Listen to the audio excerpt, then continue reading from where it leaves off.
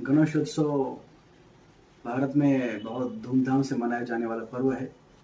भाद्रपद की चतुर्थी से लेकर भाद्रपद की चतुर्दशी तक 10 दिनों का ये उत्सव गणपति के आगमन और गणपति के विसर्जन के बीच में मनाया जाता है।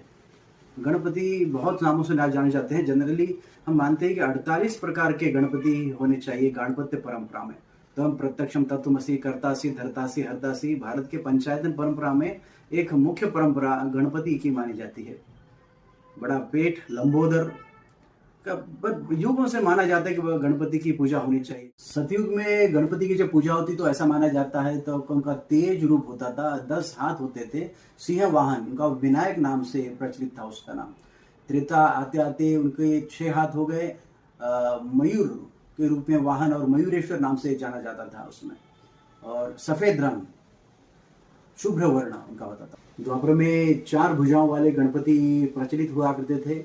मूषक उनका वाहन था उस समय नाम से प्रचलित है, और कलयुग आते आते उनका वाहन घोड़ा माना गया है।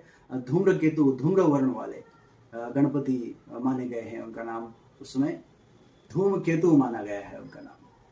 अनेक उनके आयुध हैं, अनेक उनके शस्त्र हैं। मूषक उनका वाहन जो बताया गया है तो मूषक तर्क वितर्क का है, प्रतीक माना गया है।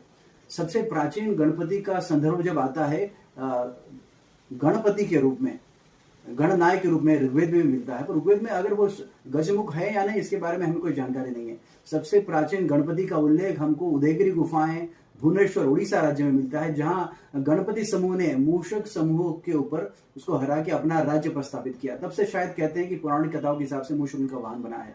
सबसे प्राचीन गणपति की मूर्ति आज गणपति रूप में हमको विदिशा की गुफाओं में भोपाल के पास मिलती है।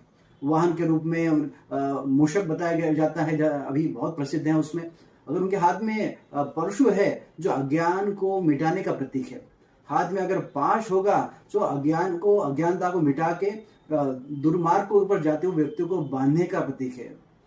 हाथ में अगर कमल होगा तो ज्ञान और पवित्रता की निशानी है, और एक दंत त्याग का प्रतीक है। एक दंत के बारे में आपको पता होगा ना कि वेद व्यास ने जब महाभारत लिखने की का प्रयत्न किया तो उन्हें गणपति महाराज की विनती की कि आप लिख सकते हैं इसको, क्योंकि मैं बताता जाऊंगा, आप लिखते जाना। और गणपति जी ने वो पूरा आह्वान स्वीकार किया और ये बताते जा रहे थे तो कलम से लिख रहे थे। वहां अचानक कलम टूट गया तो स्वयं का दांत निकाल के उन्होंने लिखना शुरू किया, जो त्याग का प्रतीक है। अपना दांत उन्होंने महाभारत पूरा करने के लिए अपने दांत से उन्होंने कलम बनाई थी, तो इसलिए एक दंत ये त्याग का भी प्रतीक है। परशु है जो अज्ञान को मिटाने का प्रतीक है।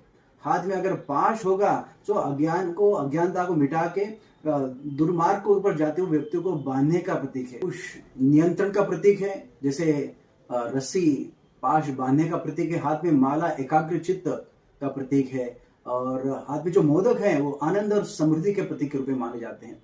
परशु है तो परशु भी अज्ञान और आसक्ति को तोड़ता है। हाथ अगर अभय मुद्रा में है तो आपको दान, अभय दान के देने वाला, और हाथ वरद मुद्रा में तो कुछ दान देने के प्रतीक रूप में है। आंखें गहरी दृष्टि का प्रतीक है, और बड़ा सर ज्ञान और बुद्धि का प्रतीक है। लंबोदर जो बड़ा पेट माना जाता है वो सज्जन दुर्जन सुख दुख सबको अपने में समाने की शक्ति का प्रतीक है। और जो उनके कमर के ऊपर जो नाग पाश के रूप में बांधा जाता है वो सारी शक्तियां कुंडली मिलाकर सारी शक्तियों को नियंत्रण करने की क्षमता बताती है। कभी दाहिने तरफ की सूंड होती है, कभी बाईं तरफ की सूंड होती है, पर बाईं तरफ के सूंड वाला गणपति घर में सजाया जाता है। सौम्य है, आनंद देने वाले हैं, शुभ माने जाते हैं, और उनकी विधि बहुत कठिन नहीं है। आसान विधि से गणपति की पूजा अगर करनी है घर में तो बाईं सूंड के गणपति को लाना चाहिए घर में।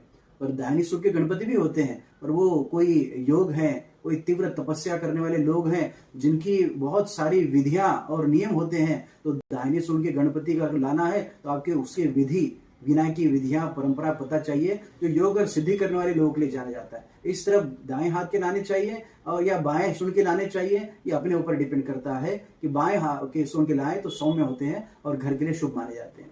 धन्यवाद।